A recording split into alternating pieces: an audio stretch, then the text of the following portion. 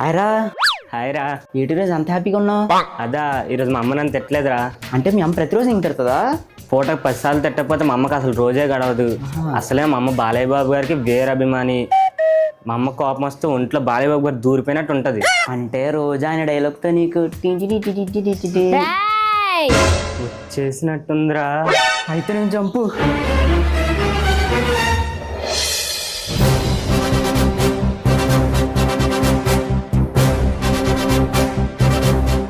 ఏం చేస్తున్నావు ఇక్కడ?